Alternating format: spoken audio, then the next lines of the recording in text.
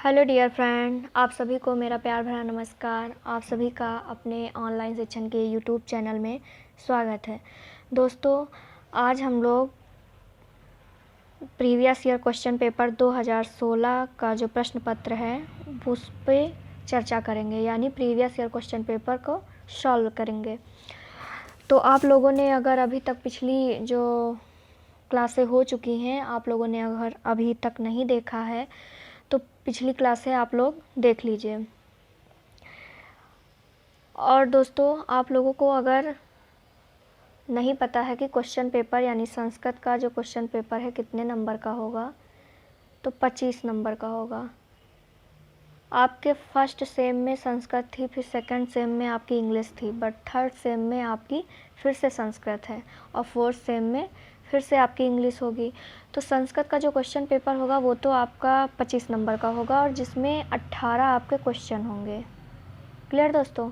और जिसमें आपको 12 नंबर पासिंग मार्क है, मतलब इतने लाने आपको कंपलसरी हैं। अगर इसमें से एक नंबर भी कम हुआ तो फिर आपका बैक लग जाएगा। क्लियर दोस्तों? तो इस तरीके से तैयारी आप लोगों को करनी है कि कम से कम आप लोग 25 में स्कोर रखिए, 24-23 का इस तरीके से रखिए ताकि बहुत अच्छा स्कोर आप लोग कर पाएँ। क्योंकि टारगेट जितना ही ऊंचा बनाएंगे आप लोग तो उस हिसाब से आपको तरक्की मिलेगी, यानी कि उस हिसाब से आपको रिजल्ट मिलेगा। तो तैयारी को बहुत बेहतर बनाने के लिए हम लोग अब क्वेश्चन पेपर प्रीवियस ईयर के सॉल्व करेंगे। उसके बाद फिर टेस्ट सीरीज लाएंगे आप लोगों के लिए। तो आप लोग ऑनलाइन शिक्षण से जुड़े रहिए और इसी तरह अपनी तैयारी करते रहिए। और हाँ दोस्तों, बता दें कि जो ये 18 क्वेश्चंस होते हैं इसमें कौन से कितने क्वेश्चन होते हैं, यानी कि जो हमारे MCQ यानी कि वस्तुनिष्ठ या बहुविकल्पी जो भी बोलें, वो हमारे होते हैं 5 होते हैं और एक नंबर के होते हैं। क्लियर दोस्तों? फिर वेरी शॉर्ट यानी कि अति लघु जो होते हैं हमारे अति लघु क्वेश्चंस, वो होते हैं हमारे 6, ये भी एक नंबर का होता है। उसके बाद लास्ट में आते हैं लॉन्ग क्वेश्चंस यानी कि बहुविकल्पी लॉन्ग क्वेश्चन यानी लघु उत्तरीय प्रश्न पत्र, जिसको विस्तृत प्रश्न भी बोलते हैं। तो वो हमारे होते हैं 7 होते हैं और ये दोस्तों 2 नंबर के होते हैं। क्लियर दोस्तों? तो आज की क्लास हम स्टार्ट करते हैं और देखते हैं कि आप लोग कितना करते हो। क्लियर दोस्तों?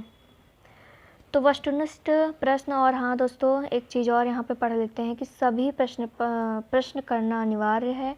प्रत्येक प्रश्न के निर्धारित अंक प्रश्न के सम्मुख दिए गए हैं, यानी कि नंबरिंग भी आपको प्रश्न पत्र के उधर दी होगी।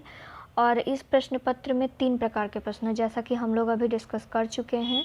और वस्तुनिष्ठ प्रश्नों के सही विकल्प छांटकर अपनी उत्तर पुस्तिका में लिखें, यानी कि आपको जो कॉपी लिखने के लिए दी जाएगी उसमें आपको जो बहुविकल्पी के हैं यानी वस्तुनिष्ठ बहुविकल्पी या जैसे ऑब्जेक्टिव या MCQ जो भी आप जानते हो जिस नाम से, तो उनके आपको आंसर्स लिखने हैं। अति लघु उत्तरीय प्रश्नों के लगभग उत्तर 30 शब्दों के हों, यानी जो अति लघु उत्तरीय यानी वेरी शॉर्ट जो होते हैं उनके 30 शब्दों में हों, और जो लघु उत्तरीय यानी कि लॉन्ग क्वेश्चंस या फिर विस्तृत क्वेश्चंस उनके 50 शब्दों में हो। क्लियर? वेरी शॉर्ट का 30 शब्दों में कम से कम हो और इसका लगभग 50 शब्दों में। तो इस तरीके से आपको करना होता है। तो आज का पहला क्वेश्चन है, ये 2016 का दोस्तों प्रश्न पत्र है, 2016 का। तो जो पहला हमारा क्वेश्चन है कि विसर्ग का उच्चारण स्थान बताइए। विसर्ग का उच्चारण स्थान बताइए। तो पहला ऑप्शन है कि कंठ, दूसरा है तालु, तीसरा है दंत और चौथा है ओष्ठ। तो इसमें राइट आंसर क्या हो जाएगा, कमेंट करिए आप लोग फटाफट। तो इसमें दोस्तों जो राइट आंसर क्या तालु होगा? तो तालु से तो हमारा चा वर्ग होता है, चा वर्ग के सारे वर्ड आते हैं। क्लियर दोस्तों? ओष्ठ से पा वर्ग आता है, और दंत से ता वर्ग आता है। तो बचा ऑप्शन कौन सा? कंठ। तो हमारा राइट आंसर क्या हो जाएगा? कंठ। क्लियर दोस्तों? उसके बाद दूसरा क्वेश्चन देखते हैं कि एक कोण चत्वारिशत शब्द का अर्थ है। ये दोस्तों हमारा संख्या से लेकर है। आपके सिलेबस में 1 से लेकर 50 तक की संस्कृत में संख्याएं आपको याद करनी है, यानी पढ़नी है। तो अभी आगे हम लोग पढ़ेंगे। इसके बाद जो क्लासें आपकी आएंगी उसमें ये होगा, मतलब हम लोग चैप्टर वाइज पढ़ रहे हैं तो आगे अभी पढ़ेंगे। तो एक कोण चत्वारिशत शब्द का अर्थ होगा, पहला ऑप्शन है कि 47 यानी 40 7 47, कि 39, कि 29, कि 49। तो राइट आंसर क्या हो जाएगा इसमें? आपका राइट आंसर हो जाएगा 39। क्लियर दोस्तों? उसके बाद तीसरा क्वेश्चन है कि चोर भयम में समास है। हम लोगों ने समास का चैप्टर बहुत ही अच्छे से पढ़ा और ट्रिक से भी पढ़ा है। तो जो लोग आज पहली बार ये वीडियो देख रहे हैं वो पिछली वीडियो देख लें, आपको बेहतर समझ में आएगा, आपकी तैयारी भी अच्छी होगी। तो आप लोग बताइए कि चोर भयम में समास है, तो चोर भयम में कौन सा समास है? क्या तत्पुरुष समास है, कि द्वंद्व समास है, कि अव्ययी भाव समास है, कि द्विगु समास है? तो राइट आंसर आपका क्या हो जाएगा? द्वंद्व समास। दोनों पद प्रधान है क्या इसमें? नहीं। अव्ययी भाव समास, क्या पहला जो पद है वो अव्यय या उपसर्ग है? चोर ना, नहीं है। द्विगु समास क्या संख्यावाची है चोर? नहीं है। तो ये तीनों कट गए ना। तो राइट आंसर यहाँ पे हो जाएगा तत्पुरुष समास, यानी चोर से भय। यहाँ भय हो रहा है तो पंचमी विभक्ति हो जाएगी, यानी कि अपादान कारक। चोर से भय के कारण वो अलग हो रहा है, तो यहाँ पर पंचमी तत्पुरुष समास हो जाएगा। क्लियर दोस्तों? फिर भयार्थक तथा रक्षार्थक धातुओं में के साथ कौन सी विभक्ति का प्रयोग होता है? यानी भय के अर्थ में, रक्षा के अर्थ में कौन सी विभक्ति का प्रयोग होता है? क्या चतुर्थी विभक्ति का होता है, कि षष्ठी विभक्ति का होता है, कि पंचमी विभक्ति का होता है, कि द्वितीय विभक्ति का होता है? तो हमारा जो राइट आंसर हो जाएगा वो हमारा हो जाएगा पंचमी विभक्ति, यानी अपादान कारक। अपादान कारक का चिन्ह होता है से, और से रक्षा और भय के लिए अलग होने के अर्थ में प्रयुक्त होता है। क्लियर दोस्तों? फिर 5 नंबर क्वेश्चन है हमारा। ये दोस्तों हमारा जो है ये हमारा कारक चिन्ह से क्वेश्चन है, क्या बोलते उसको, समास से क्वेश्चन है, संख्या से क्वेश्चन था, और आपकी वर्णमाला से क्वेश्चन था। क्लियर दोस्तों? और 5वां नंबर जो हमारा क्वेश्चन है वो हमारा वाच्य से है। तो अहम बालकम पश्यामि वाक्य का कर्मवाच्य में परिवर्तन होगा, यानी मेरा बालक देखता है। इसका अर्थ होगा मेरा बालक देखता है, तो ये कृत्यवाच्य में है, भाई मेरा बालक देखता है, इसमें कर्ता की प्रधानता है। तो बोल रहा है इसमें कि वाक्य जो कर्मवाच्य में इसका परिवर्तन करिए, यानी कर्म की प्रधानता करिए। तो इंग्लिश में आप लोगों ने एक्टिव पैसिव पढ़ा होगा, तो जो एक्टिव है वो हमारा अहम बालकम पश्यामि है, और पैसिव में कैसे होगा? के द्वारा लगाया जाता है ना, आप लोगों ने तो इंग्लिश में पढ़ा होगा। तो देखते हैं इसमें कौन सा आंसर हमारा राइट होगा। तो पहला ऑप्शन है मया बालका दृश्यते, मया बालकम दृश्यते, मया बालकम दृश्यते, मया बालका दृश्यते। तो इसमें राइट आंसर क्या हो जाएगा? कमेंट करिए आप लोग। तो इसमें राइट आंसर हमारा हो जाएगा ऑप्शन डी, मया बालका दृश्यते, यानी मेरे बालक के द्वारा देखा जा रहा है, यानी के द्वारा देखा जा रहा है। क्लियर दोस्तों? अहम का मया हो गया, बाल का दृश्यते के द्वारा देखा जा रहा है। क्लियर दोस्तों? अब हम लोग अतिलघु उत्तरीय प्रश्न देखते हैं। अतिलघु उत्तरीय, तो अतिलघु उत्तरीय का जो पहला क्वेश्चन है कि वर्गों के पंचम वर्ण माहेश्वर सूत्रों की किस क्रमांक के अंतर्गत आते हैं? यानी वर्ग का जो पंचम वर्ण है वो माहेश्वर सूत्रों में किस क्रमांक के अंतर्गत आते हैं? तो हमारे वर्ग के पंचम वर्ण कौन कौन से होते हैं? जैसे दोस्तों कि हमारा हो गया का वर्ग, 5 वर्ग होते हैं ना हमारे, का वर्ग, चा वर्ग, टा वर्ग, ता वर्ग और एक पा वर्ग। तो इनके पंचम वर्ण जैसे का खा गा घा अंगा, चा छा जा झाइया, टा ठा डा ढाड़ा, ता था दा धाना, पा फा बा भा मा। क्लियर दोस्तों। तो जो लास्ट के वर्ण होते हैं वो पंचम वर्ण होते हैं, तो उन्हीं को नासिक के वर्ण के नाम से भी जाना जाता है। तो माहेश्वर सूत्र जो हमारे 14 होते हैं, तो उसी में पूछा गया है कि पंचम वर्ण कौन से माहेश्वर सूत्र में आते हैं। तो माहेश्वर सूत्र हमारे 14 होते हैं, जैसे आ ई ऊड़ा, ए ओंगा, हैवरट, इम डड़ नम। तो हमारा राइट आंसर हो जाएगा इम डड़ नम। देखो दोस्तों, सारे जो पंचम वर्ण हैं इसमें आ गए, या, अड़ा, ड़ा, डड़ नम। क्लियर दोस्तों। घड़धस, लिलिक, इस तरीके से ये जो हमारे सारे हैं माहेश्वर सूत्र, यानी आ ई ऊड़ा और रील रिका, ए ओंगा, ए ओचा, हैवरट, लड़, इम डड़नम, छबई, घड़धस, जब गड़दस, खप, छट, थच, टटयो, कपय, ससरा, हल। तो ये हमारे 14 माहेश्वर सूत्र हो गए। तो जिसमें से इम डड़नम जो है ये हमारा 7वें क्रमांक में आता है, यानी 7वें नंबर के माहेश्वर सूत्र में आता है। अगर कहीं 5 बोल दिए हो तो उसके लिए माफ़ करिएगा आप लोग। क्लियर दोस्तों। उसके बाद 7 नंबर जो हमारा क्वेश्चन है कि पितृ शब्द रूप का पंचम विभक्ति के तीनों वचन लिखिए। पितृ शब्द रूप, तो पितृ में हमारा ऋकारांत पुल्लिंग शब्द रूप वाला रूल लगेगा। हम लोगों ने ट्रिक से शब्द रूप तो बनाना सीखा है, तो इसमें ऋकारांत पुल्लिंग, पितृ भाई पिता हैं तो पिता पुल्लिंग लगेगा। क्लियर दोस्तों। तो पंचमी विभक्ति में एक वचन, द्विवचन, बहुवचन में क्या होगा, पितुः, पित्र, पितृणाम। क्लियर दोस्तों। उसके बाद 8 नंबर क्वेश्चन है कि झलाम जशोयंते किस संधि का सूत्र है, उसकी परिभाषा सहित, मतलब उदाहरण सहित परिभाषा दीजिए। तो झलाम जशोयंते जो है जसत्व संधि का सूत्र है। जसत्व संधि हमारी 2 टाइप की थी, जसत्व पदांत संधि, जसत्व आपदांत संधि, वो उसके भेद थे यानी। तो झल प्रत्यय, अब इसकी जो है व्याख्या देख लेते हैं।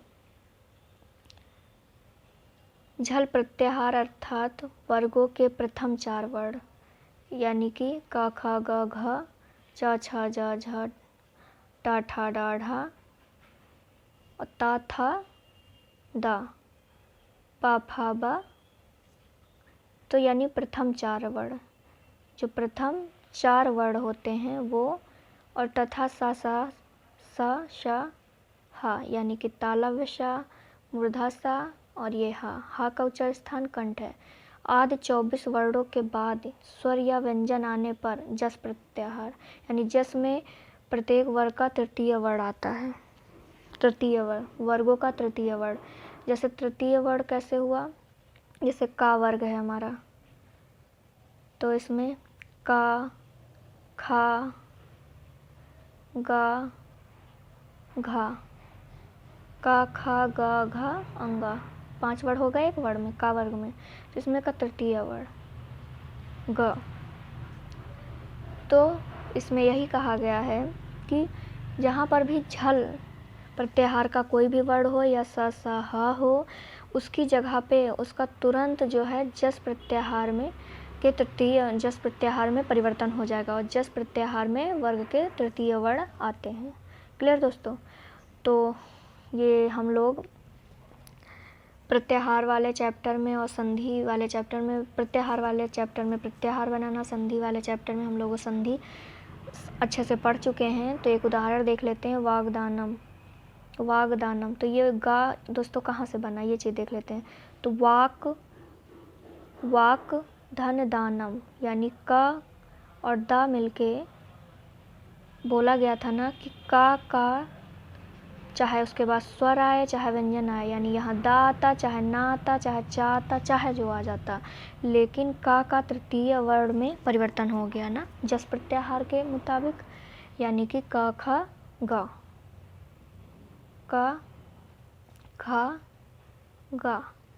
तो इस का तृतीय में परिवर्तन हो गया जस प्रत्याहार नियम के अनुसार। क्लियर दोस्तों। तो यहाँ पर का द मिलके गा हो गया, वो भी हलंत का गा, तो यहाँ पर वागदानम हो गया, यानी आधा गा लग गया। क्लियर है। तो फिर आगे बात करते हैं। अस धातु लंग लकार का रूप उत्तम पुरुष के तीनों वचन में लिखिए। तो क्या होगा? उत्तम पुरुष में एक वचन, द्विवचन, बहुवचन। आसम, आश्य, आस्म, आसम, आश्य, आस्म। दोस्तों ये हमारा क्वेश्चन धातु रूप से था। धातु रूप भी बनाना हम लोग ट्रिक से बहुत अच्छे से सीख चुके हैं। धातु रूप जो होते हैं वो हमारे 10 टाइप के होते हैं, मतलब वो पुराने ज़माने में चलते थे, लेकिन अब इस टाइम सिर्फ हम लोगों को पढ़ने हैं जो बनाने, वो 5 टाइप के। इसी से क्वेश्चंस आते हैं, इसी से क्वेश्चन बनते हैं।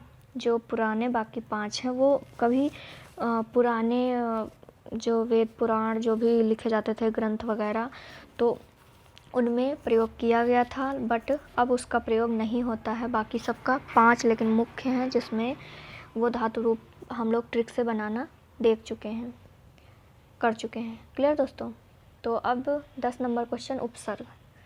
उपसर्ग से क्वेश्चन है हमारा कि अब उपसर्ग लगाकर कोई 4 शब्द बताइए। दोस्तों संस्कृत में हमारे उपसर्ग की संख्या कितनी है? 22 है। और उपसर्ग होते क्या हैं? उपसर्ग वो शब्दांश होते हैं जो शब्द में लगकर, शब्द के पूर्व या प्रारंभ में लगकर उनमें परिवर्तन कर देते हैं। क्लियर दोस्तों? तो 4 लिखने हैं हमको अभी उपसर्ग से शब्द। तो अभिधानम, अभिता, अभिमुखम, अभिज्ञा, अभिख्या। क्लियर दोस्तों? कोई भी लिख सकते हैं आप यहाँ पर। फिर 11 नंबर क्वेश्चन धातु और प्रत्यय से है कि पश्यन शब्द में धातु एवं प्रत्यय लिखे, यानी पश्यन शब्द में कौन सी धातु है और कौन सा प्रत्यय है। तो पश्यन मीन्स होता है देखना, और देखने के अर्थ में होती है दृश्य धातु, और इसमें सत प्रत्यय लगा है, यानी सत प्रत्यय में जो होता है लास्ट में ना लग जाता है। क्लियर दोस्तों? पश्यन। उसके बाद हमारे लघु उत्तरीय प्रश्न यानी कि विस्तृत प्रश्न, या फिर इसको हम लोग बोलते हैं लॉन्ग क्वेश्चंस, तो वो हैं। तो जिसमें समास से पहला क्वेश्चन है कि द्वंद्व समास किसे कहते हैं। तो हम लोगों ने बहुत ही अच्छे से पढ़ा है कि द्वंद्व समास किसे कहते हैं।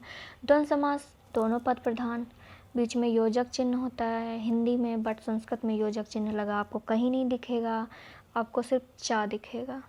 सॉरी, यहाँ बनाती हूँ चा। जहाँ भी अगर आपको पहचानने को दिया हो, जहाँ भी चा लगा आपको दिखे, तुरंत मार दो द्वंद्व समास। तो इसकी परिभाषा क्या है कि जब समस्त पद के दोनों पद प्रधान हो तो वहाँ पर होता है द्वंद्व समास, और विग्रह करने पर चा प्रयुक्त हो। क्लियर दोस्तों? उदाहरण यथा राम लक्ष्मणो। अब देखो इसमें राम भी प्रधान है, लक्ष्मणो भी प्रधान है, तो रामा चा लक्ष्मण चा, यानी राम और लक्ष्मण। पितरों में माता पिता दोनों हैं, तो माता चा पिता चा। क्लियर दोस्तों? उसके बाद 13 नंबर जो हमारा क्वेश्चन है, 13 नंबर जो क्वेश्चन है वो दोस्तों हमारा श्लोक से है, यानी श्लोक का अर्थ आपको लोगों को लिखना है। इससे आपके प्रश्न पत्र में एक क्वेश्चन जरूर बनता है। श्लोक से आप लोगों के प्रश्न पत्र में एक क्वेश्चन जरूर बनता है। कभी कभी कोई सूक्ति या श्लोक दे देता है और उसको व्याख्या करने के लिए बोलता है, या फिर कभी कभी आपको सीधा श्लोक ही लिखने को दे देता है। क्लियर दोस्तों? तो हम लोग ये देखते हैं कि श्लोक का अर्थ क्या होगा। तो साहित्य संगीत कला विहीन, यानी साहित्य संगीत कला से विहीन, साक्षात पशु पुच्छ विषाणहीन, यानी कि साहित्य संगीत कला से विहीन व्यक्ति जो है, साहित्य संगीत तथा कला से विहीन मनुष्य उसी प्रकार सुशोभित नहीं होता जिस प्रकार बिना पूंछ तथा सींग का पशु अच्छा नहीं लगता, यानी पुच्छ विषाण हीना। यानी कि मनुष्य जो है संगीत साहित्य कला से विहीन होता है, तो उसी प्रकार जो है वो अच्छा नहीं लगता जिस प्रकार जानवर जो बिना पूंछ और सींग के हों। अगर कोई जानवर बिना पूंछ सींग के होगा तो क्या अच्छा लगेगा। फिर दूसरी जो हमारी पंक्ति है इसमें वो क्या कह रही है, तृणम च खाद्यान्य अपि जीवमानः तद्भाग्यदेयः तद भाग्य ध्येया परम पशुनामा। यानी कि इसका क्या अर्थ है कि पशु पृथ्वी पर घास फूस खाकर जीवित रहते हैं, यह उनका भाग्य होता है। यानी पशु जो हैं पृथ्वी पर घास फूस खा के जीवन अपना व्यापन करते हैं, तो यह उनका एक प्रकार का भाग्य होता है। वे साहित्य संगीत और कला से विहीन होते हैं, परंतु साहित्य संगीत और कला से विहीन मनुष्य घास फूस खाकर जीवन व्यतीत न करते हुए बिना पूंछ और सींग के पशु के समान ही होता है। यानी जो मनुष्य हैं उनकी फितरत में तो सब चीज़ें पॉसिबल होती हैं कि वो लोग वो कर सकते हैं, लेकिन जानवरों का तो एक निश्चित है कि उनको घास फूस ही खाना है और मनुष्यों के द्वारा ही उनका जीवन यापन होता है। यानी वो स्वयं ना अपना भोजन कर सकते हैं, ना भोजन की व्यवस्था कर सकते हैं, ना स्वयं रहने के लिए कुछ बना सकते हैं, बट मनुष्य के पास ये सारी फैसिलिटी है। और फिर भी जब वो लोग ना करें तो वो पशु के समान ही हैं, मतलब कि उसी प्रकार के जानवर के समान हैं जो बिना पूँछ और सींग के हो। क्लियर दोस्तों? तो इस पूरी पंक्ति का जो है सिर्फ एक सीधा सा यही अर्थ था कि ऐसा मनुष्य जो संगीत और साहित्य कला से विहीन है, तो वो उसी प्रकार है कि जैसे कोई पशु सींग और पूँछ के बिना हो। और पशुओं का तो है कि पृथ्वी पर उनको घास फूस खा के जीवन व्यतीत करना, ये उनके भाग्य या उनकी कुदरत या उनका जो है तरीका कुछ भी मान लेते हैं, क्योंकि उनको इसीलिए बनाया गया। बट मनुष्य जो है, मनुष्य के पास सारी क्रियाएं कर सकता है, सारी प्रतिक्रियाएं कर सकता है, उसके बावजूद भी वो अगर इन सब चीज़ों से वंचित रहता है, अलग रहता है, तो वो उसका दुर्भाग्य होगा। क्लियर दोस्तों? फिर 14 नंबर क्वेश्चन है हमारा कि संस्कृत भाषा पर संस्कृत के 4 वाक्य बनाइए। यानी संस्कृत भाषा जो हमारी है तो उस पर हमको 4 पंक्तियाँ लिखनी हैं। तो क्या क्या लिख सकते हैं संस्कृत भाषा पे? तो संस्कृत अस्माकं देशस्य प्राचीनतया भाषा अस्ति। यानी संस्कृत जो है हमारे देश की प्राचीन भाषा है। सही है ना ये बात? बहुत ही प्राचीन भाषा है।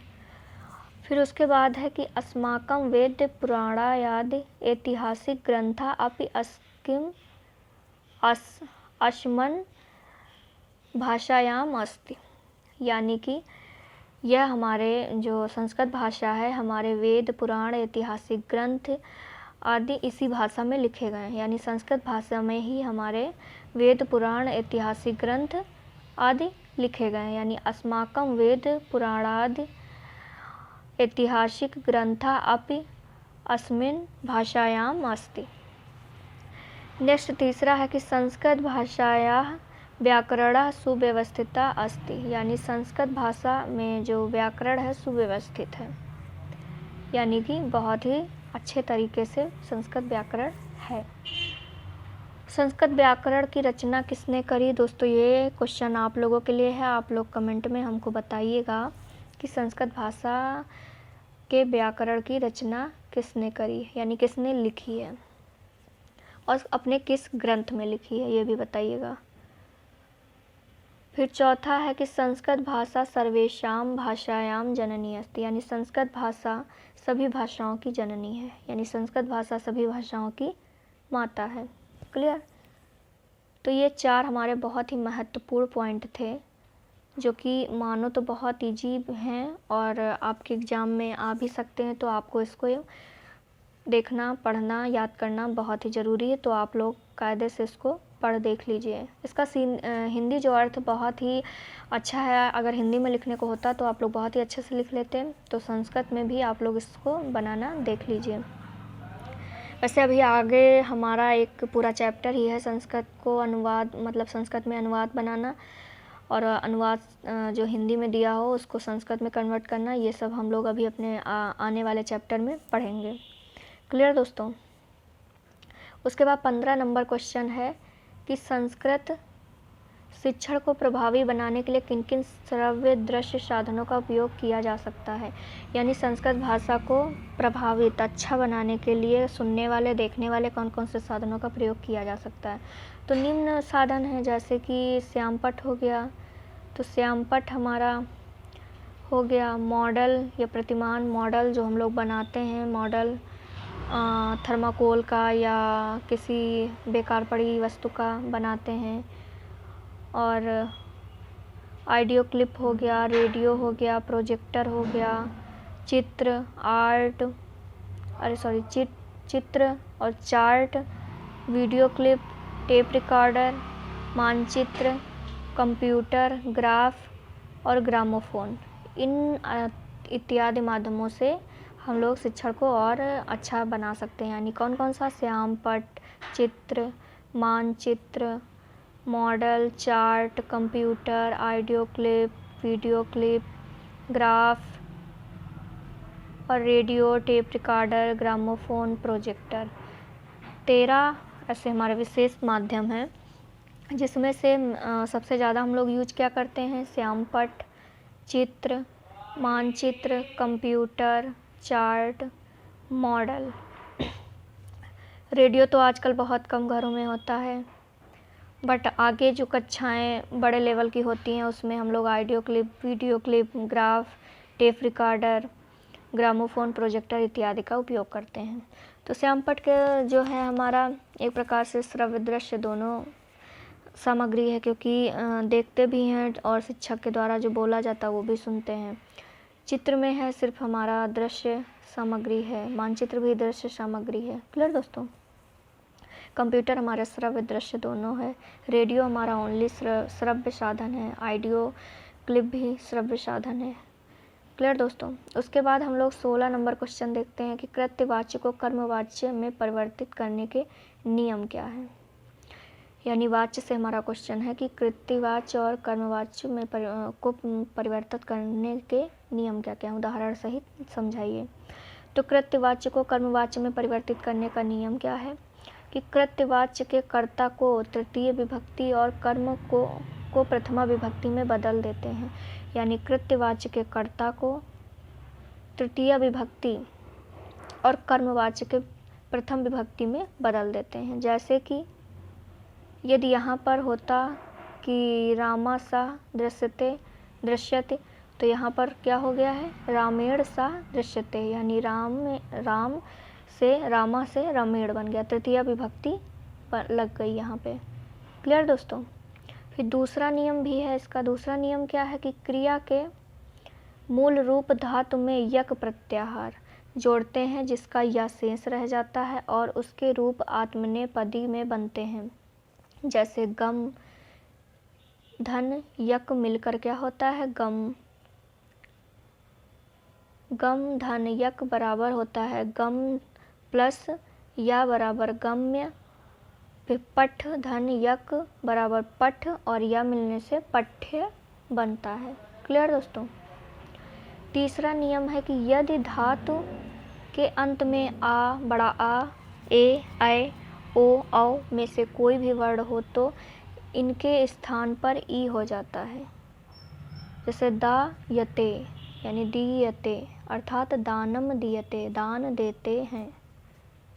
तो ये हमारे 3 महत्वपूर्ण नियम हैं जो अभी आने वाली क्लास में हम लोग चैप्टर में सीखेंगे। मतलब एक चैप्टर ही है जिसमें उपसर्ग, प्रत्यय और आपका कर्म वाच्य से रिलेटेड पूरा चैप्टर है, तो हम लोग अच्छे से पढ़ेंगे इस पर।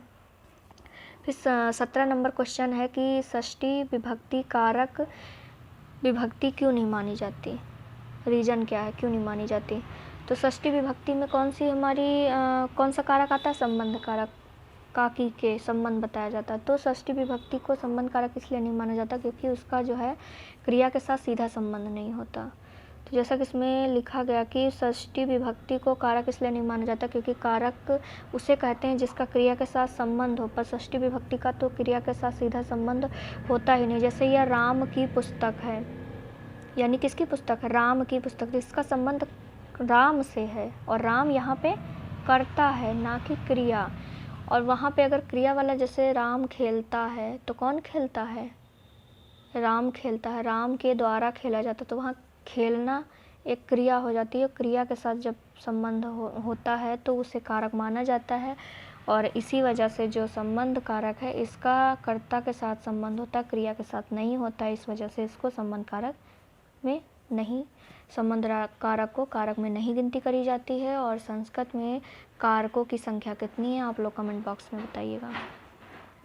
फिर आज का लास्ट क्वेश्चन है 18 नंबर क्वेश्चन। ये हर क्वेश्चन पेपर में आता है, आपके ज़रूर से ज़रूर आता है कि संस्कृत में अनुवाद करिए। तो पहला है इसमें कि वह पढ़ने के लिए प्रयाग में रहता है। सह अध्ययनाय प्रयागे वसति, यानी वह अध्ययन के लिए प्रयाग में रहता है। दूसरा है कि विद्यालय के चारों ओर आम के वृक्ष हैं। तो विद्यालयम परितः अम्राणि वृक्षाणि सन्ति, यानी विद्यालय के चारों ओर आम के पेड़ हैं। फिर नेक्स्ट है कि भगवान वासुदेव को नमस्कार है। तो भगवत वासुदेवः नमः। फिर फोर्थ नंबर है कि वाराणसी गंगा के तट पर स्थित है। वाराणसी गंगाया तटे स्थिता अस्ति। तो इस तरीके से दोस्तों आज हम लोगों ने सन 2016 का DLED थर्ड सेम का पेपर सॉल्व किया। आप लोगों को वीडियो अच्छा लगा, थैंक यू।